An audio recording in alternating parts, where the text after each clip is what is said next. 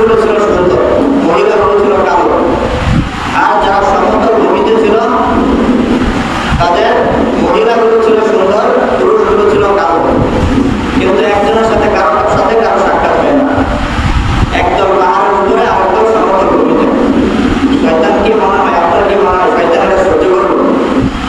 শয়তান বুদ্ধি আসলো যে কিভাবে এদেরকে একসাথে করা যায়, নারী পুরুষের অবাধ মিলনের ব্যবস্থা কিভাবে করা যায়।